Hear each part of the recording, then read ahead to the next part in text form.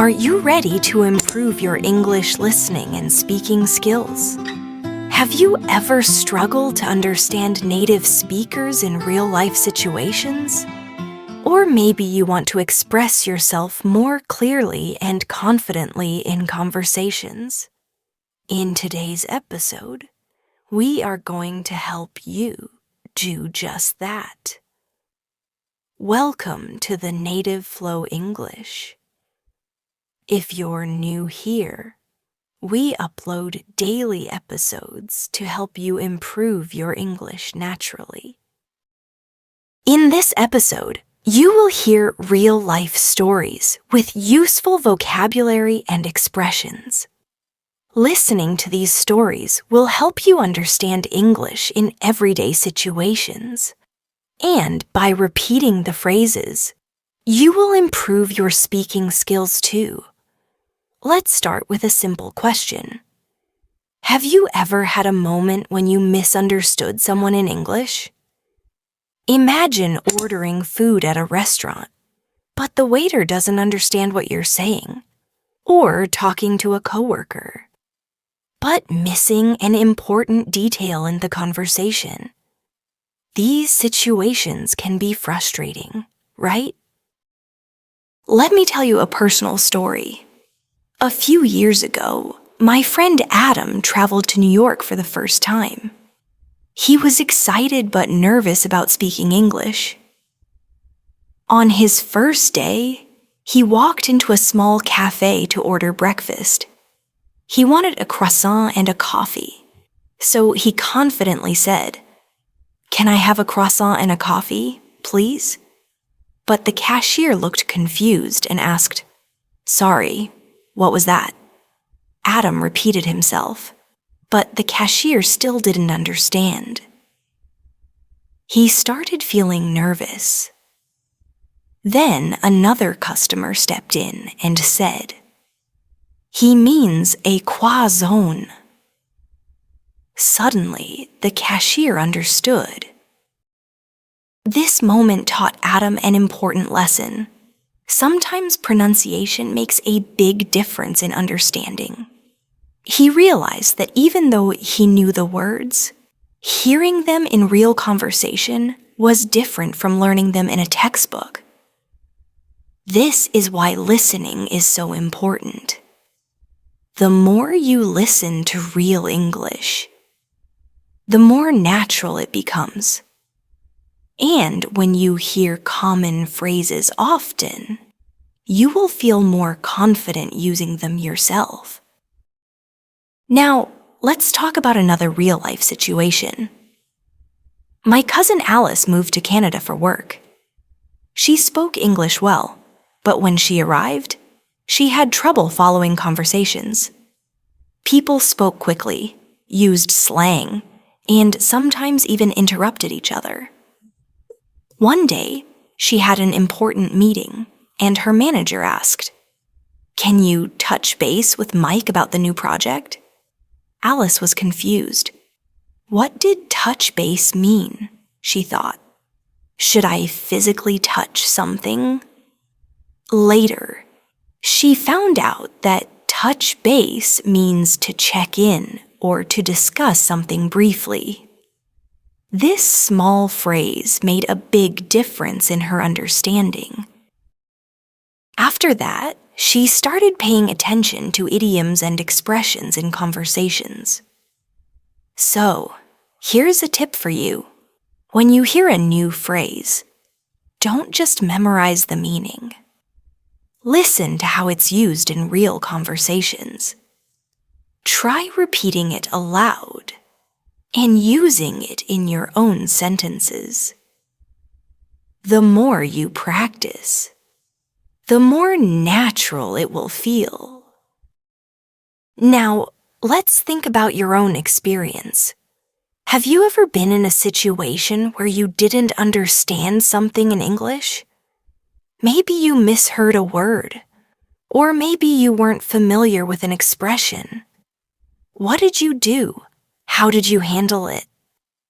Imagine you are at a hotel, and the receptionist says, "Would you like a wake-up call?"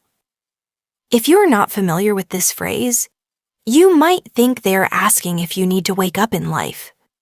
But actually, a wake-up call means that the hotel will call your room in the morning to wake you up. These small but important moments happen all the time in real life. That's why listening to real conversations is the best way to improve your English.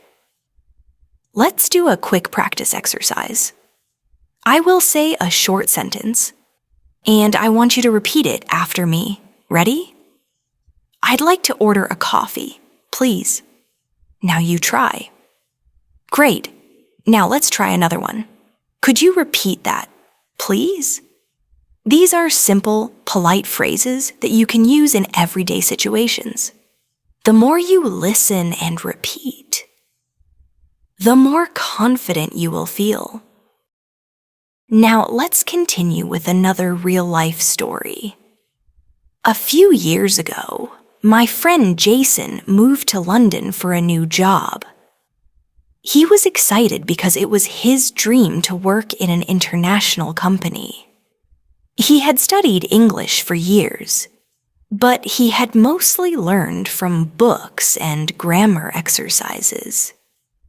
He thought he was prepared, but when he arrived in London, he faced an unexpected challenge. Real-life conversations were much harder to understand than he expected. On his first day at work, his manager, Sarah, introduced him to the team. Everyone was friendly, but they spoke quickly, and they used a lot of expressions that he had never seen in textbooks.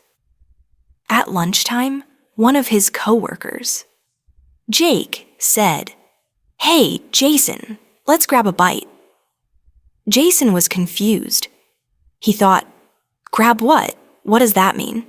He hesitated for a moment, then smiled and said, okay. He followed Jake to a nearby cafe, still unsure about what was happening. When they arrived, he finally understood. Grab a bite just means go and get something to eat. It was such a simple phrase, but because he had never heard it before in a real conversation, it completely confused him. That day, he realized that even though he knew a lot of English, he needed more practice listening to how people actually speak. Jason decided to make a plan. Every day, he started listening to English podcasts while walking to work. At lunchtime, instead of sitting alone, he made an effort to join conversations with his coworkers. At first, it was difficult. He didn't always understand everything, and sometimes he felt nervous. But instead of staying quiet, he started asking questions like, "Sorry, what does that mean?" Or, "Can you say that again?" His coworkers were happy to explain, and little by little, he got better at understanding them. One day, he was in a meeting, and his manager said, "All right, let's wrap things up." This time, instead of feeling lost, he knew exactly what it meant. Let's finish the meeting. He smiled to himself because just a few weeks earlier, he wouldn't have understood that phrase. This is an important lesson for anyone learning English. Sometimes the words themselves are not difficult, but the way people say them in real conversations can be different from what you see in textbooks. That's why listening practice is so important. The more you listen to natural English, the more comfortable you will feel when speaking. Now, let's talk about another real-life situation. Imagine you are traveling to an English-speaking country for the first time. You arrive at the airport, and you need to go through immigration. The officer asks, "What's the purpose of your visit?" If you are not familiar with this phrase, you might feel nervous. What do they mean by purpose? Are they asking about my job, my reason for traveling? What should I say? But if you have practiced listening to common travel conversations, you will know that the correct answer is something simple, like, I'm here for tourism, or I'm visiting family. A few months ago, my cousin Sophia traveled to Australia. She was confident in her English, but when she arrived at the airport, she got nervous. The immigration officer asked, "Do you have anything to declare?" She froze for a moment.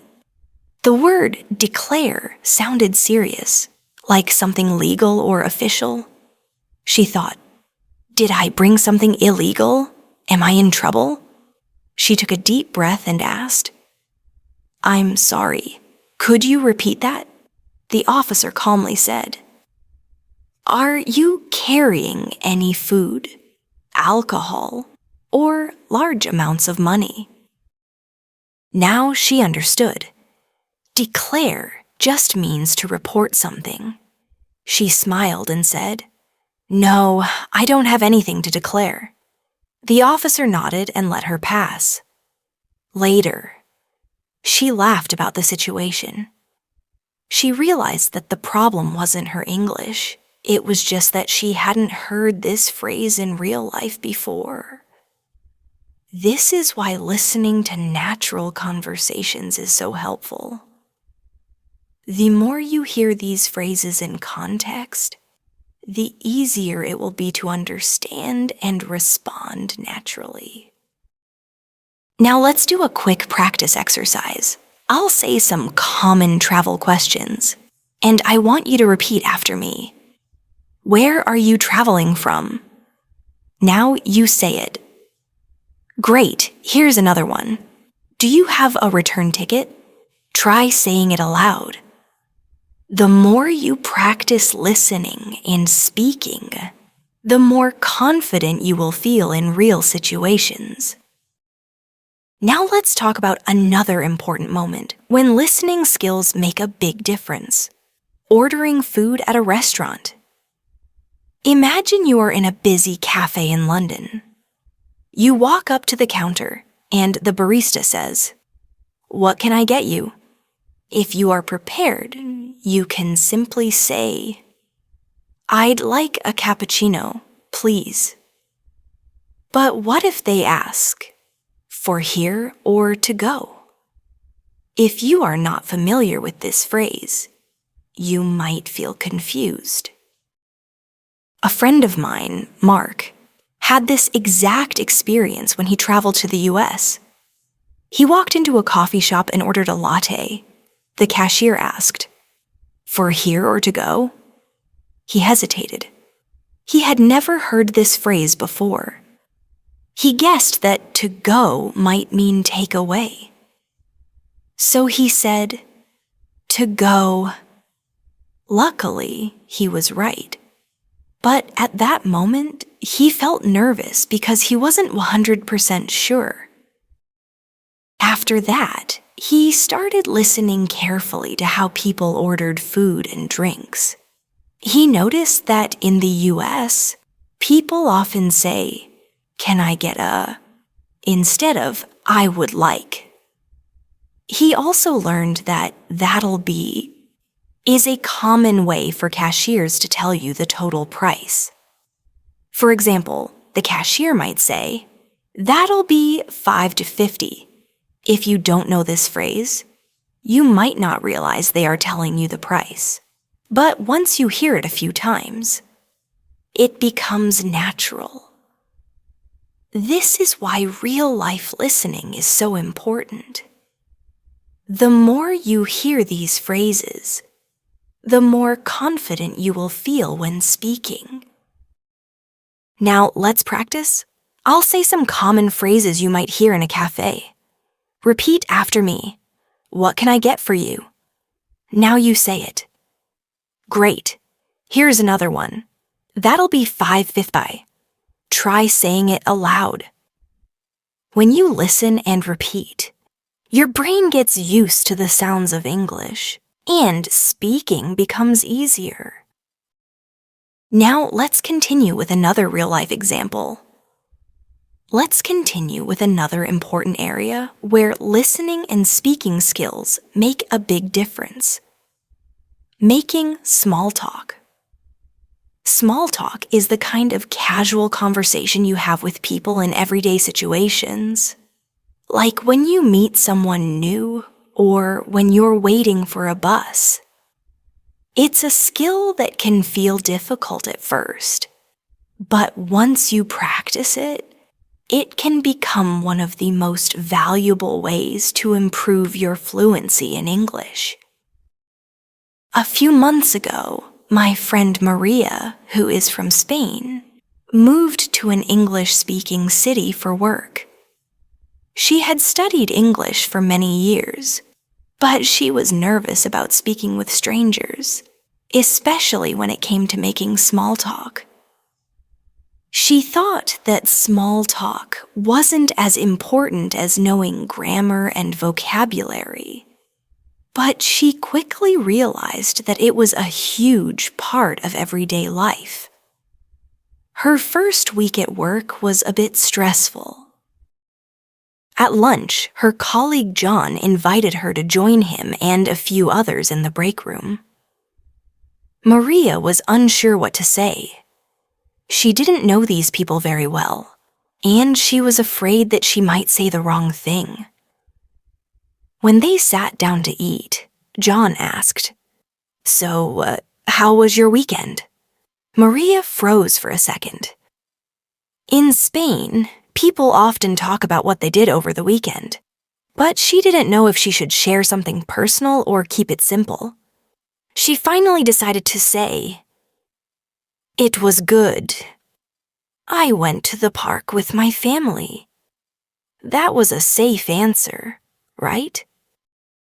But then John smiled and said, "That sounds nice. What did you do at the park?" Maria realized that this was just like asking someone about their hobbies or interests. It wasn't a deep conversation. It was just a way to connect. Over the next few days, she became more comfortable with small talk. She started asking her coworkers questions like, "Do you like the weather here?" Or, "What do you like to do in your free time?" And she was surprised at how easy it became. Through these simple conversations, Maria realized something very important. Small talk isn't just about talking, it's about connecting with people. The more you practice, the more natural it becomes. And when you listen carefully, you learn useful phrases and expressions that help you speak more naturally. For example, when John asked about Maria's weekend, he didn't say, "What did you do over the weekend?" Instead, he said, "How was your weekend?" This is a very common way to ask about someone's weekend or time off. When you hear these expressions in real conversations, they stick with you, and soon you'll be able to use them yourself. Here's another tip. When it comes to small talk, often people don't expect long answers. It's more about giving a simple response and asking the other person about their experience. When you're practicing, remember to listen for these small cues. For instance, someone might say, "The weekend was great, but I wish it was longer." This shows that they're offering a bit of information, but they're also leaving space for you to share your experience too. Maria started using this technique, and she found that it helped her speak more confidently. Instead of worrying about saying something perfect, she focused on the flow of the conversation and learning new phrases. One of the phrases that Maria picked up during her first few weeks was, "What about you?" When someone asks her how her weekend was, she learned that it's perfectly natural to respond with, "It was good. Thanks. What about you?" These small, everyday conversations will help you improve your listening and speaking skills, and you will start to feel more confident in social situations. This is something that can't be learned from a textbook alone. It's about engaging with people, paying attention to how they speak, and practicing how you respond. Now, let's shift gears and talk about something else that can challenge English learners: understanding different accents. When you're learning English, you might find it hard to understand different accents or regional variations, whether it's British, American, Australian, or even different accents within the same country. Understanding accents is an important part of mastering English. Let's take a step back for a moment. I want you to think about your own journey in learning English. Have you had moments where you felt unsure or confused in a conversation? Maybe you were listening to someone speaking quickly, or you didn't understand a slang word or idiom. It happens to all of us, and it's part of the process of learning a new language. The key is not to give up. Keep practicing and keep engaging with real conversations. Every time you listen, you get a little bit better. Remember, English isn't just something you learn from books. It's something you experience through conversations, stories, and real-life situations. Whether it's making small talk with a friend, ordering food at a restaurant, or simply listening to someone tell a story, every moment is a chance to improve. By listening to real stories, you start to notice the natural rhythm of English. You learn how words flow together in sentences, how people express themselves in different situations, and how to use the right phrases at the right time. This is the kind of practice that will help you sound more natural when you speak. When I was visiting New York a couple of years ago, I got a little lost while walking around the city. I decided to stop and ask someone for directions. I approached a friendly-looking person and said, "Excuse me, can you tell me how to get to the subway?" He looked at me and said, "Yeah, just go straight ahead. Take a left at the lights, and you'll see it on your right." That was simple enough, but I was surprised at how fast he spoke. He didn't slow down to explain, and I had to listen very carefully to catch all the details. In that moment, I realized how important it is to focus not just on the words, but on how they're delivered. Native speakers often speak quickly, and they use slang or expressions that might not be in your textbooks. For instance, when the man said, "Take a left at the lights," he was using a common phrase to mean turn left at the traffic lights.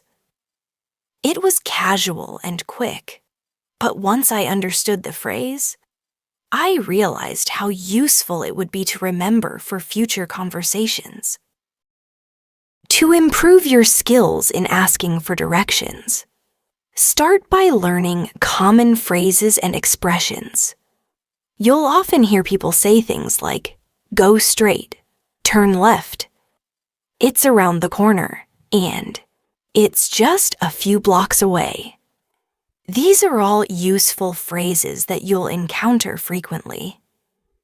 When you're practicing, listen to how native speakers use these phrases in everyday situations. by listening to podcasts, YouTube videos, or watching movies. You'll be able to hear these expressions in different contexts. After practicing asking for directions in English, try to imagine yourself in the situation. Maybe you're lost in a new city, and you need to ask for help.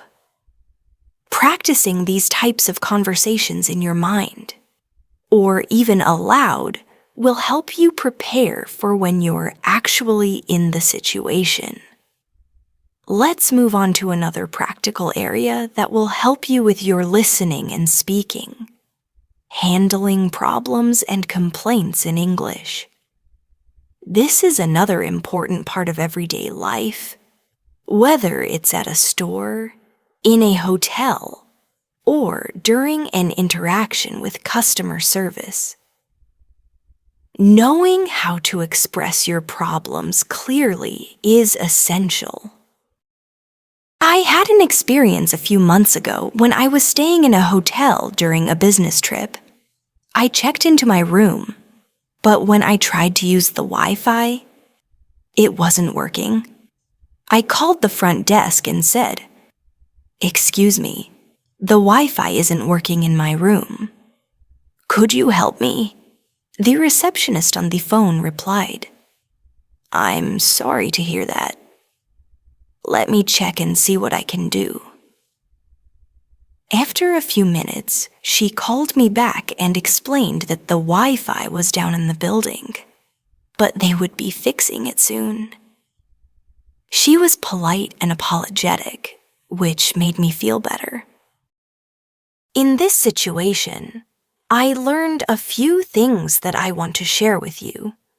First, when you have a problem, it's important to remain calm and explain the issue clearly. You can use phrases like, "I'm having trouble with," or "there's a problem with," to describe the situation. Second, if someone else is trying to solve the problem for you, you should listen carefully to their response.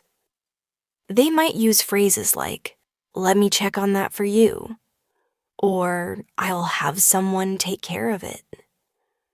These are polite ways to show that they're taking your complaint seriously. By listening to real-life situations like these, you'll be better prepared to handle problems in English. The more you practice these types of conversations, the easier it will be to stay calm and confident when something goes wrong. And remember, don't be afraid to ask for clarification if you don't understand something. You can always say, "Could you explain that again?" Or, "I didn't quite catch that. Could you repeat it?" Imagine walking into a bustling cafe on a cool London morning. The aroma of freshly brewed coffee fills the air as you approach the counter. The barista greets you with a cheerful, "What can I get you today?" For a moment, you pause. This casual phrasing might be different from the formal language you learned in textbooks. You reply confidently, "I'd like a latte, please." Then the barista adds, "That'll be $3.50. Would you like any pastry with that?"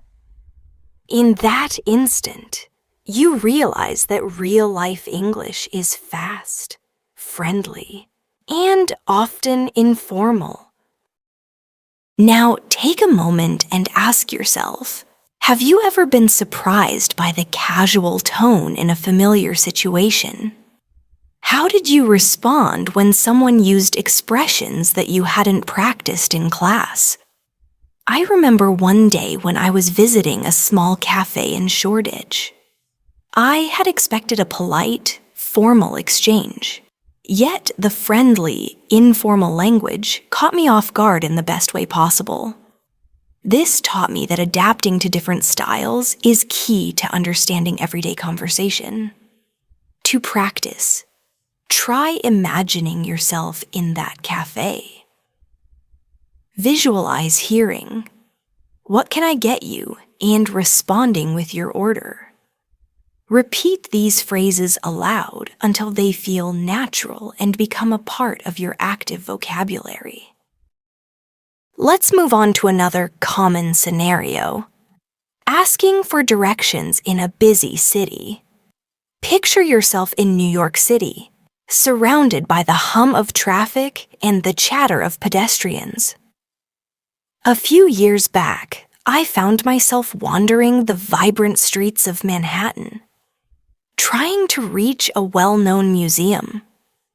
I approached a local and asked, "Excuse me, could you please tell me how to get to the Metropolitan Museum of Art?" The local replied, "Sure, just go straight for 2 blocks, then turn left at the big intersection, and you'll see the museum on your right." Listen carefully to this exchange. Notice the clear, concise instructions given quickly. Ask yourself, have you ever been in a situation where someone spoke too fast or used unfamiliar phrases when giving directions? How did you handle it?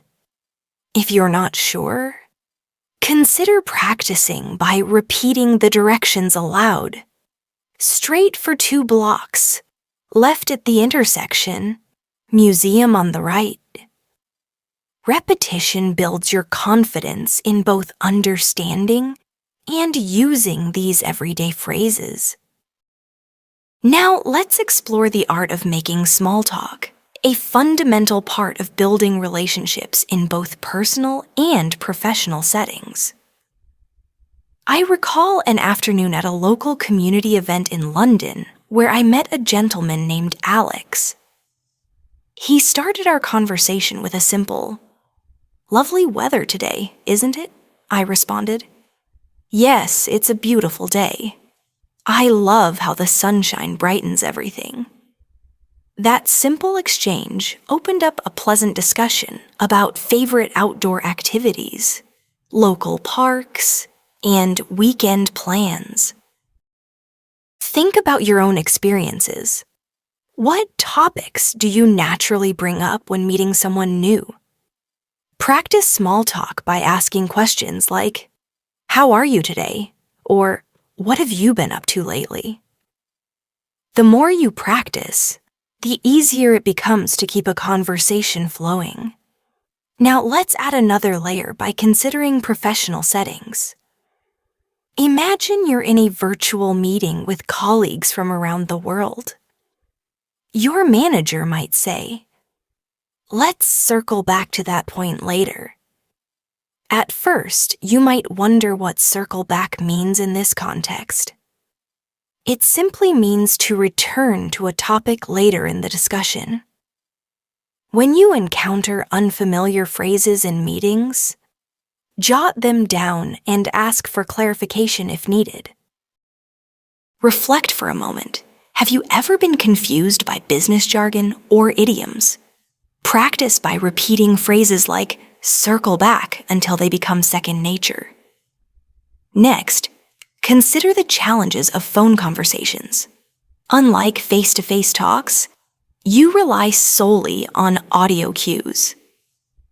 I once made an important call to resolve an issue with my internet connection. The customer service representative, John, said clearly, "Can you please describe the problem you are experiencing?" I explained. "My connection keeps dropping, and it's very frustrating." John replied, "I understand. Let me run a diagnostic test on your line." His calm, clear tone helped me feel at ease. Picture yourself in a similar situation and repeat phrases like, "Could you please repeat that?" or "I'm sorry, I didn't catch that." These exercises can prepare you for real-life calls where clarity is crucial. Now, let's explore a situation many of us face when traveling. Imagine arriving at an airport in an English-speaking country. The announcements over the intercom might sound like, "Due to inclement weather, your flight will be delayed by 30 minutes. In that moment, you might feel anxious if you're not familiar with such phrasing.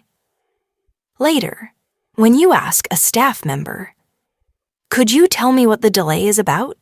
they explain, "The delay is because of bad weather conditions." Consider practicing these scenarios at home. Repeat key phrases such as "flight delayed" and "inclement weather" until you feel comfortable using them. Another everyday conversation involves discussing hobbies and interests. Picture a quiet evening when you meet someone at a local event. They ask, "What do you enjoy doing in your free time?" You might reply, "I love reading, hiking, and trying out new recipes." This kind of conversation is a perfect opportunity to learn descriptive adjectives and expand your vocabulary. Think about your favorite hobby. What words would you use to describe it? Practicing these questions and answers builds not only your vocabulary, but also your confidence in sharing personal experiences. Let's engage in an interactive exercise right now. Repeat after me. How are you today? What have you been up to lately? The weather is really nice, isn't it? I'd love to hear more about that. Take your time with each sentence. Practice them until they roll off your tongue effortlessly. This kind of repetition builds muscle memory for natural conversation. Switching gears, let's delve into conversations at work, specifically handling meetings and presentations. I remember a meeting where our team leader said, "We need to, finalize the project timeline by Friday." A colleague named Jessica then asked, "Can everyone please confirm their availability for a meeting on Thursday?" You might respond with, "I'm available on Thursday, and I'll send a calendar invite shortly." Reflect on this dialogue. Notice how clear, concise language is used to coordinate plans. If you work in a professional environment, practicing such exchanges can prepare you for real-life scenarios where accuracy and clarity are essential. Another memorable experience was during a business conference call. The host said, "Let's wrap up the discussion and summarize our key points." At that moment, I repeated the sentence in my head to make sure I understood. After the call, I reviewed the phrases "wrap up," "summarize," and "key points." These are common in professional settings. Ask yourself, how many times have you encountered these expressions in meetings? Now is a great time to practice them. Say them aloud until they become part of your working vocabulary. Let's consider a more challenging scenario in interacting with service providers when something goes wrong. Imagine you've booked a hotel room and find that the Wi-Fi isn't working. You call the front desk and say, "Excuse me, the Wi-Fi in my room isn't working. Could you please help me?" The receptionist responds, "I'm sorry for the inconvenience. Let me check on that for you." This exchange uses straightforward language, but it's crucial to speak clearly and listen carefully. Think about how you would handle a similar situation. Practice these key phrases and consider recording yourself to see where you might improve. Now, picture yourself in a local market in Australia. A vendor enthusiastically shouts, "This is a ripper deal." At first, you might wonder what ripper means. Later, you learn that it is Australian slang for excellent or fantastic. This is a prime example of how listening to real-life conversations teaches you regional vocabulary and idioms that you might not find in a textbook. Reflect on any slang or idiomatic expressions you've heard recently. Write them down and try using them in your own sentences. Over time, these expressions will become a natural part of your speech. Another engaging scenario involves social gatherings with family and friends. Imagine sitting around a dinner table where everyone is sharing stories about their day. One relative asks, "What was the best part of your day?" You respond, "I had a wonderful conversation with a new friend at the cafe." This warm, informal exchange is common in family settings. Think about the simple yet powerful words you use during these conversations. Words like wonderful, enjoyable, and delightful. Practicing these expressions in a relaxed settings builds your confidence and reinforces your natural speaking style. Now, let's talk about the role of digital communication in modern English. Practice email, instant messaging, and video calls have become part of our daily lives. For example, when writing an email for work, you might start with, "Dear Mr. Smith, I hope this email finds you well," and close with, "Sincerely, Natasha." On the other hand, when texting a friend, you might simply write, "Hey, are we still on for dinner tonight?" Notice how the language shifts depending on the medium. Consider your own experiences with digital communication.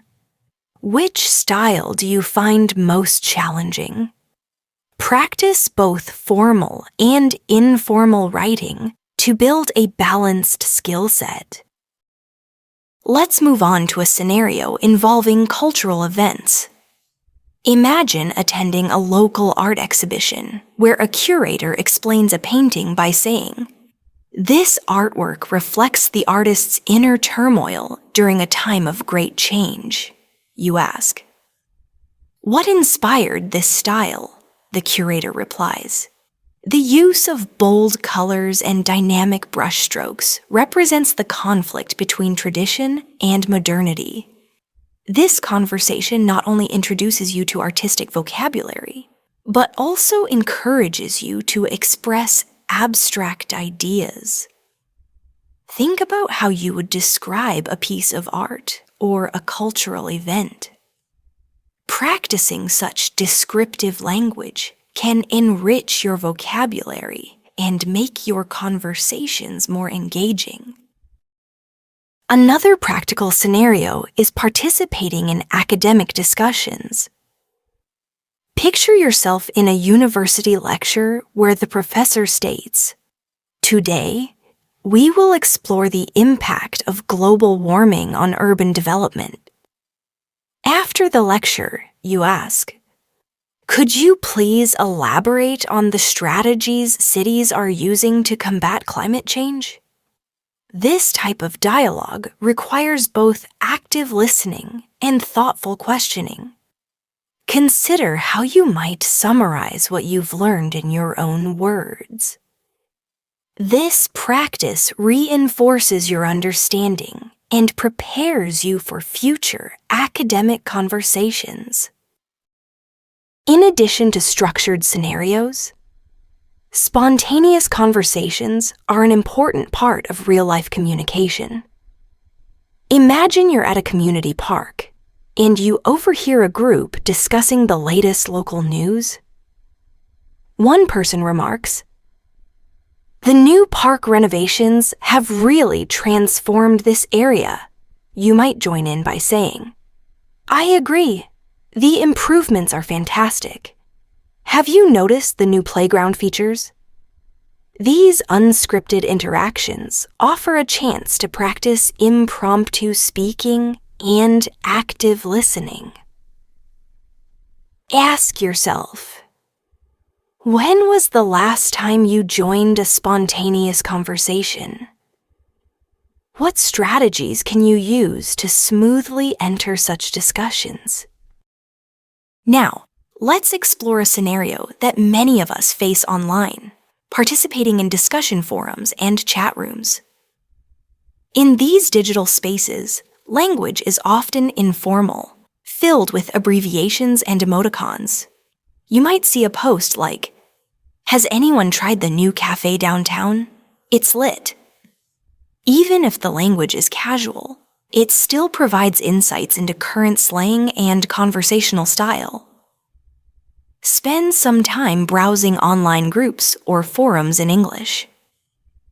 Observe the way people interact and try to incorporate some of these expressions into your own spoken or written communication. Consider also the challenge of handling disagreements or misunderstandings in conversation. Even with clear language, miscommunications can occur. I recall a conversation with a friend where our opinions on a current event differed. Instead of letting the discussion become tense, we said, "I see your point, but I have a different perspective. Can we clarify our thoughts further?" Using phrases like these helps keep the conversation respectful and constructive. Reflect on any disagreements you've experienced. What language could have helped smooth the situation? Practice using such phrases in role-playing exercises with a friend, or recording yourself until they feel natural. Let's now shift to another rich source of language practice: storytelling. Telling your own story not only improves your speaking skills, but also makes your conversation more engaging. Imagine recounting a memorable day when everything went unexpectedly. Start with, "One day, I found myself lost in a busy city, and that experience taught me the value of patience and resourcefulness." As you narrate, include vivid details.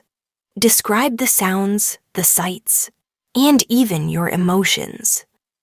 Storytelling helps you organize your thoughts and express yourself in a structured manner. Think about a recent experience and try to narrate it in English. This exercise will boost both your vocabulary and your confidence in speaking. Interactive exercises are an essential part of this journey. I invite you now to repeat the following sentences with me, paying close attention to the natural rhythm and emphasis. "I appreciate your help." "Could you please repeat that?" "I'm sorry, I didn't catch that." "That sounds interesting." "I would love to join you."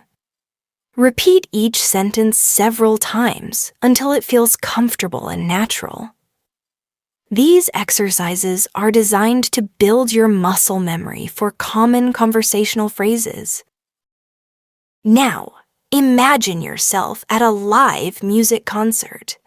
The announcer's voice, full of energy, fills the venue as they say, "Ladies and gentlemen, get ready for an unforgettable performance by tonight's headliner."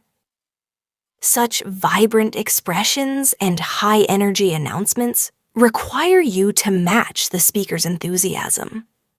Visualize yourself in that setting. What would you say if you wanted to complement the performance? Perhaps, "The energy on stage is electrifying." Practicing such dynamic language can help you adjust your tone and pace to suit different emotional contexts. Next, picture yourself in a quiet bookstore. You approach a clerk and ask, "Could you recommend a good mystery novel?" The clerk smiles and replies, "Certainly. This bestseller has a captivating plot and intriguing characters." This simple interaction introduces descriptive adjectives and polite inquiries that are common in everyday conversations. How would you describe your favorite book or genre?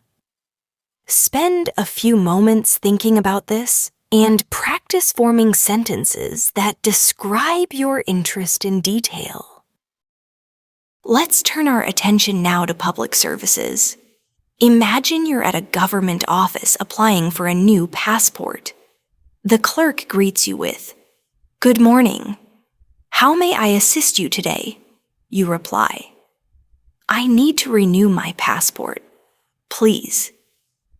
The conversation continues with precise questions and answers, such as, "Could you please provide your current passport number?" and "Do you have all the required documents?" These formal exchanges require you to be both clear and concise. Practice such dialogues with a friend, or even role-play them in front of a mirror. Notice how using polite expressions like please and thank you makes the conversation smoother and more effective. Another scenario involves visiting a healthcare facility. Imagine sitting in a doctor's office where the physician asks, "How have you been feeling recently?" You might answer, "I have been experiencing headaches and a bit of fatigue." The doctor then follows up with, "Can you describe the nature of your headaches?" Such conversations demand clear communication about your symptoms. Practice describing common health issues in simple, direct language. Repeating phrases like, "I feel unwell," or "The pain is moderate and sometimes sharp," will prepare you for real-life medical discussions. Digital communication also plays a crucial role in modern English. Consider video calls where you see not only the speaker's words, but also their facial expressions and gestures. In a recent video meeting, a colleague said, "Can everyone see my screen?" and quickly followed up with, "Please let me know if you have any questions." Video calls require a blend of clear speaking and active listening. Practice these interactions by joining online webinars or virtual meetups. The more you expose yourself to different digital communication styles, the more natural they will become. Now, let's explore how discussing current events can enrich your language skills. Imagine listening to a news report that states, "Local communities are coming together to address recent flooding." Such statements are filled with formal language and important vocabulary. After listening, try summarizing the news in your own words. The report discussed how neighborhoods are uniting to deal with severe floods. This exercise helps you process information, retain new vocabulary, and practice summarizing, a key skill in both listening and speaking. Another engaging scenario is participating in group discussions or debates. Picture yourself at a community forum where the topic is the impact of social media on daily life. A participant might begin, "I believe social media has revolutionized the way we communicate, but it also presents challenges such as privacy concerns." You might respond with, "I agree that social media has its benefits, but I'm curious about its effects on face-to-face interactions." Engaging in debates not only exposes you to different viewpoints, but also teaches you how to articulate your opinions clearly. Reflect on any group discussions you've been part of. What phrases did you use to express agreement or to politely disagree? Practice these phrases until you feel they become an integral part of your conversational toolkit. Next, let's consider the practicalities of everyday shopping. Imagine entering a department store and needing assistance finding an item. You might approach a sales associate and ask, "Excuse me, could you help me locate the electronics section?" The associate might reply, "Yes, it's on the second floor, near the home appliances area." Such interactions, though brief, are essential in daily life. They emphasize the use of polite inquiries, clear directions, and simple language. Visualize yourself in this scenario and practice the key phrases. How would you modify your request if you needed additional information? Such as, "Could you please show me where that is?" Repeating these exchanges can make you more comfortable in real-life shopping situations. Let's also look at scenarios where you might need to handle unexpected challenges. Imagine you're out with friends, and suddenly the weather changes. You might hear someone say, "It looks like we're in for a downpour. Let's find shelter." In such moments, clear and calm communication is essential. You might add, "I'll grab my umbrella," or ask, "Does anyone know where we can take cover?" These spontaneous conversations require you to be quick on your feet. Reflect on any unexpected situations you've encountered.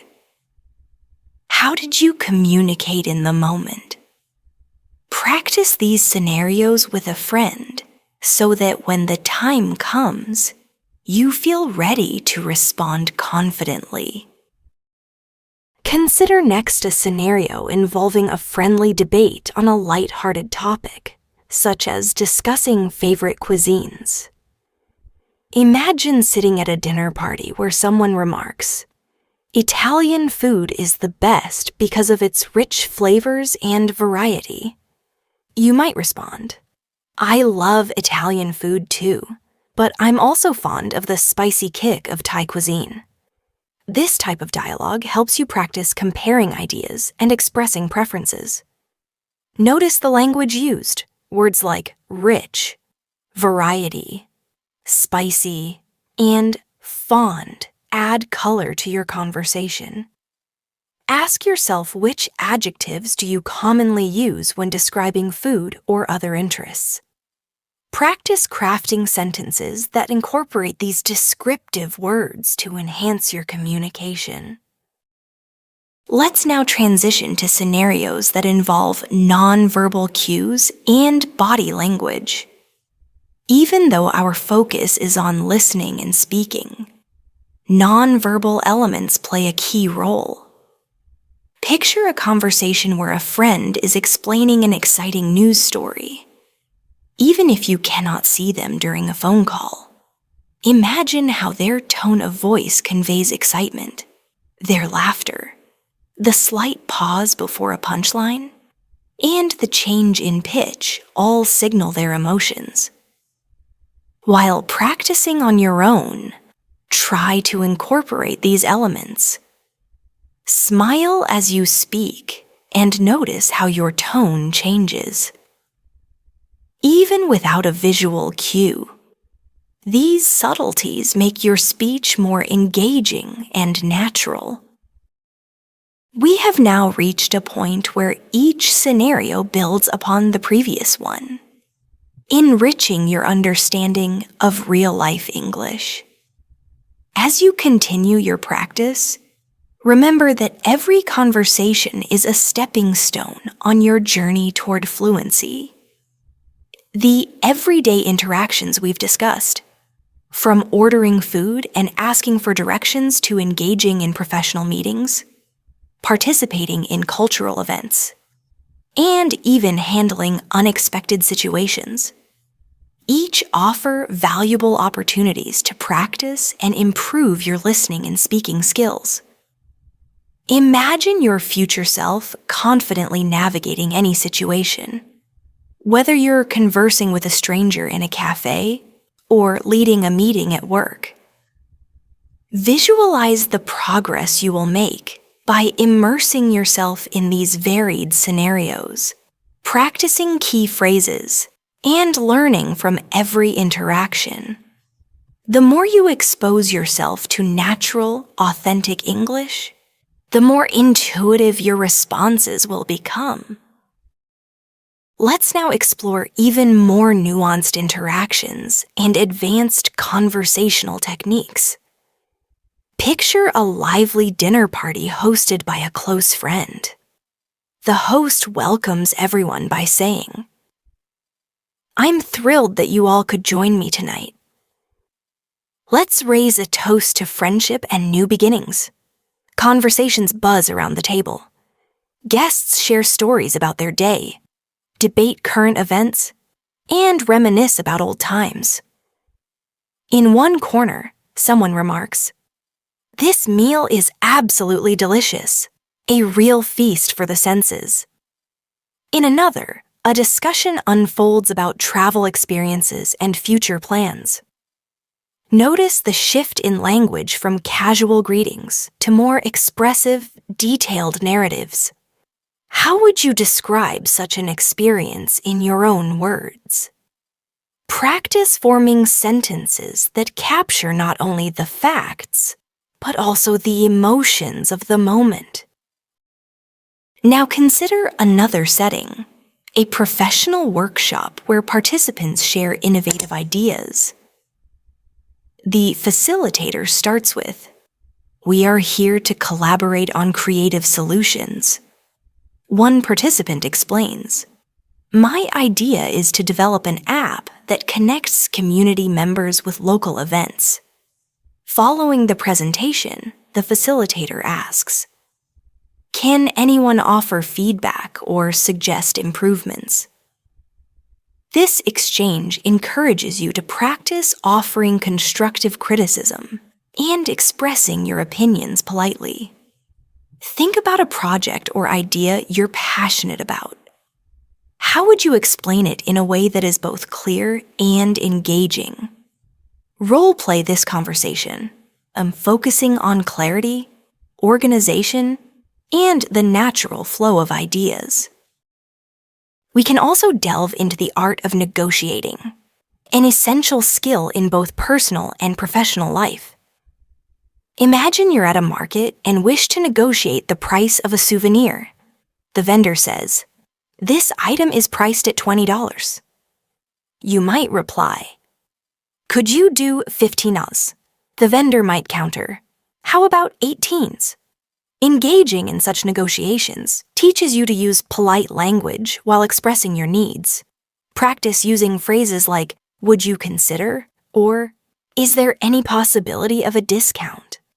Such exercises not only build your vocabulary, but also prepare you for real-life bargaining situations.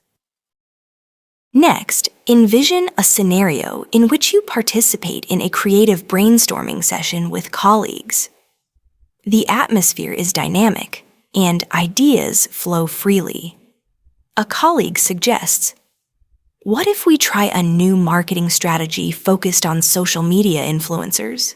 You add, "That's an interesting idea.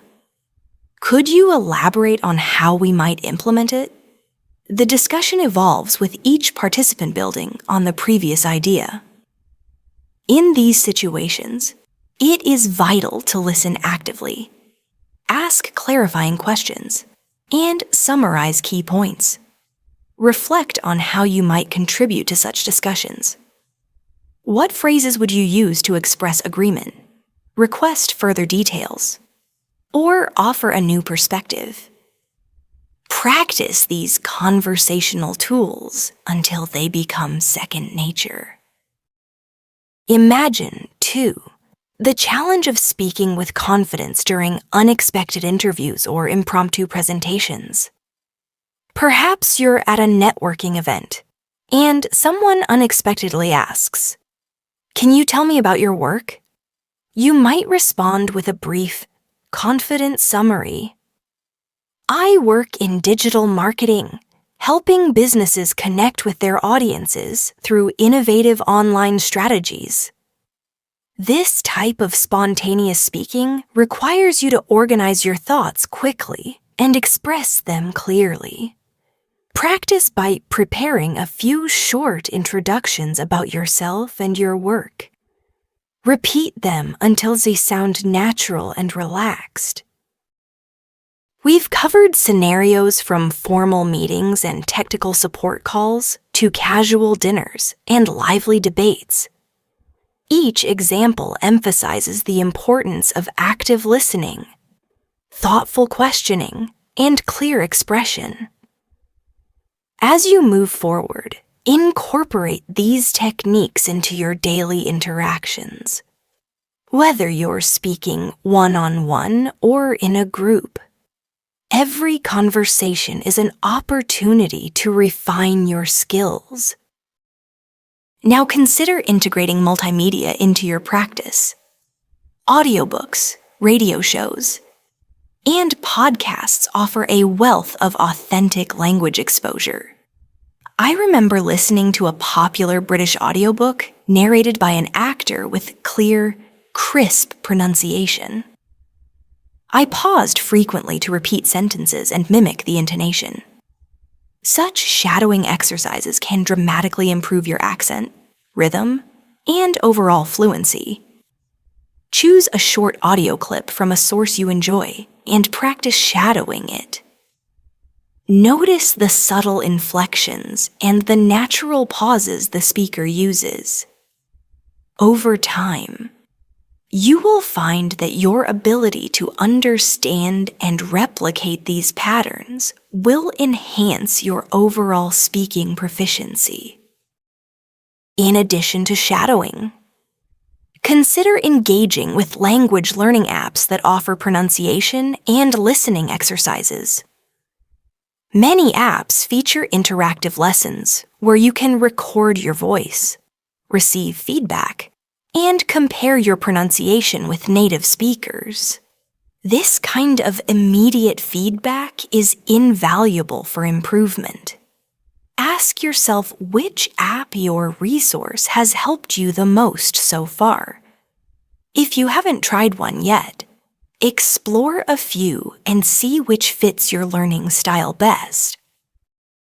We have now covered numerous scenarios from everyday errands and social gatherings to professional environments and cultural events.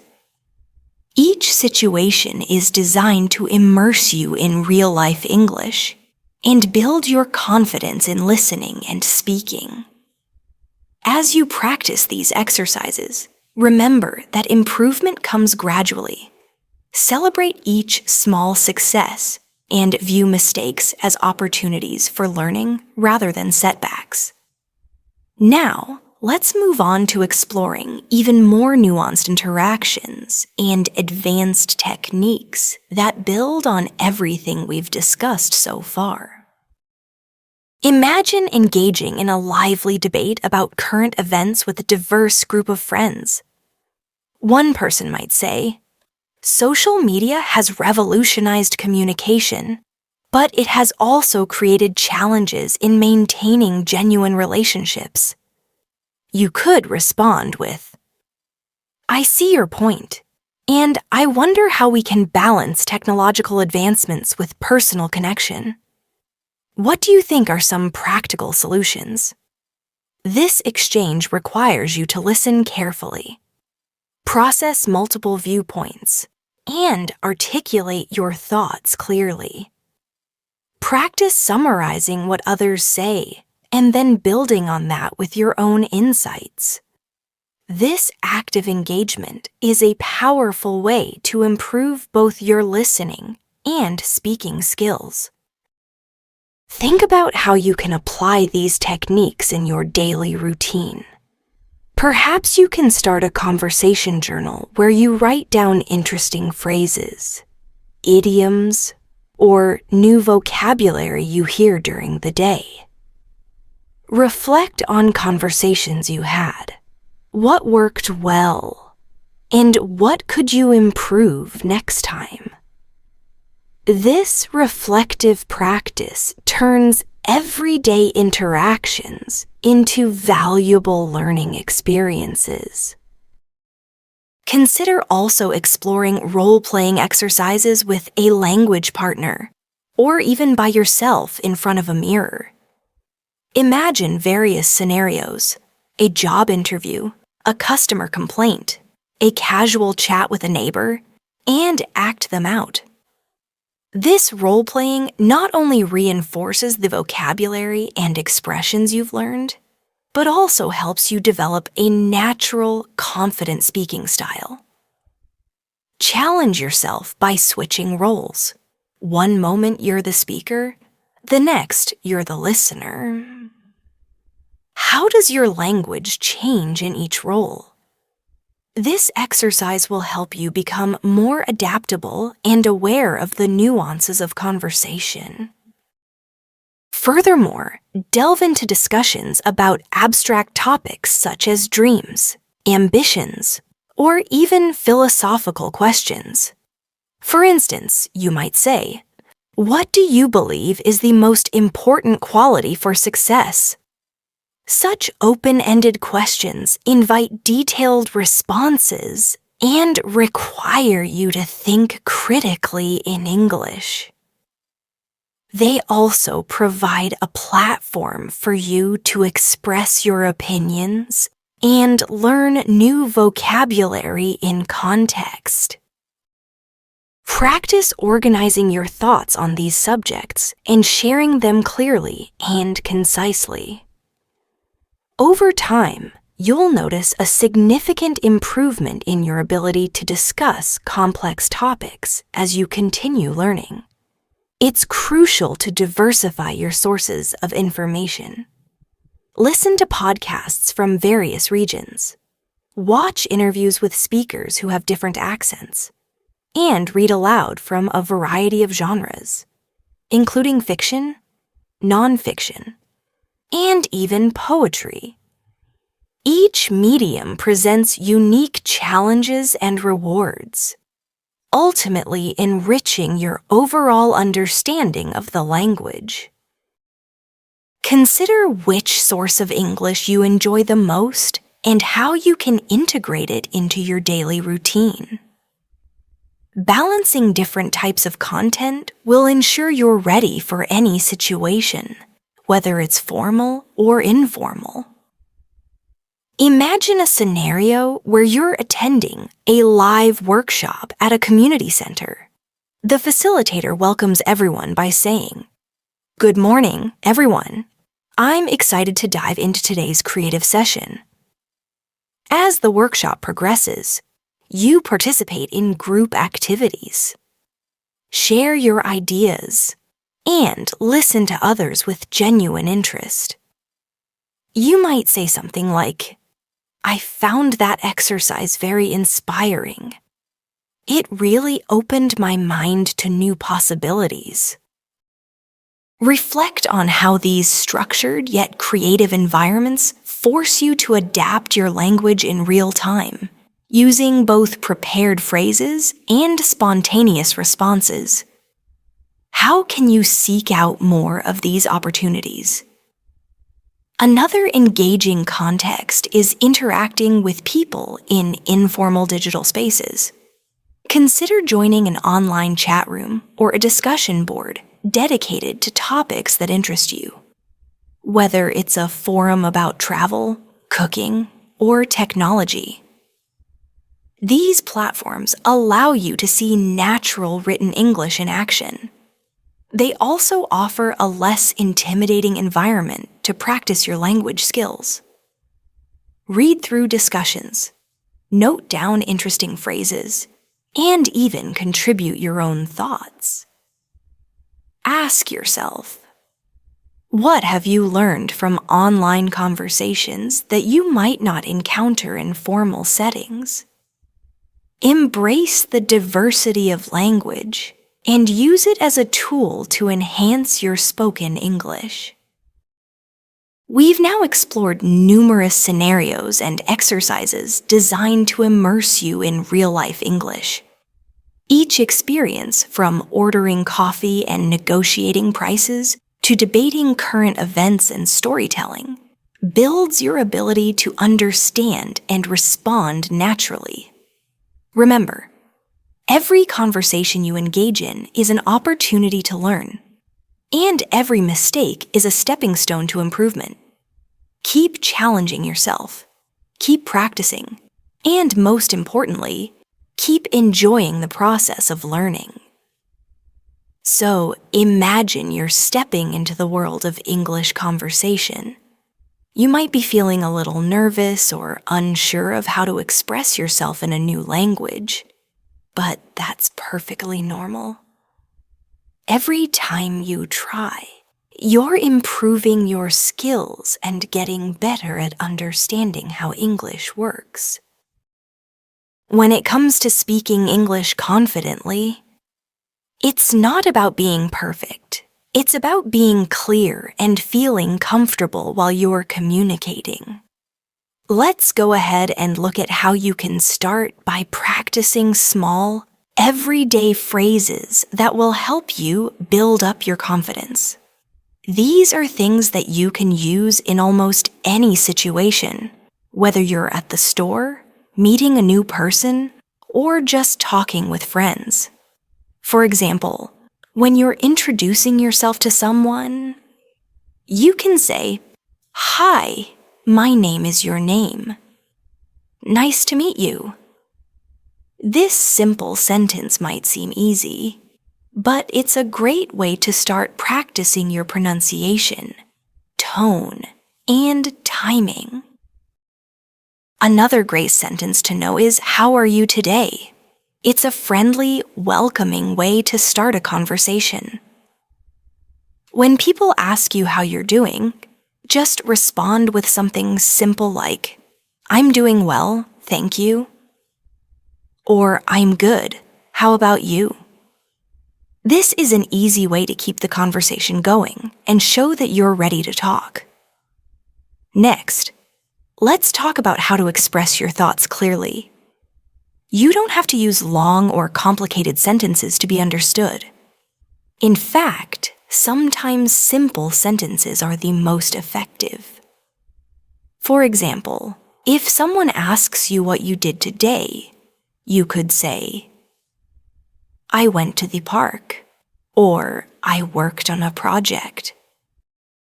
Keeping things clear and to the point helps your listener understand you better, and also makes you feel more comfortable as you speak. One of the challenges when learning a language is understanding how to react in different situations. Sometimes it can be tricky to know what to say next in a conversation, especially if the topic changes quickly. The key here is to listen closely to what the other person is saying. If they ask you a question, try to respond in a way that shows you're interested. You can say things like, "That sounds interesting," or "I never thought of it that way." These simple phrases show that you're actively listening, and they help you build a stronger connection with the other person. Finally, let's discuss one of the most effective strategies for improving your English: practice. The more you practice speaking and listening to English, the more confident you will become. You don't need to strive for perfection. The most important thing is that you're putting yourself out there, participating in conversations, and making progress each day. The more you practice in real-life situations, the easier it will become to speak naturally and understand others.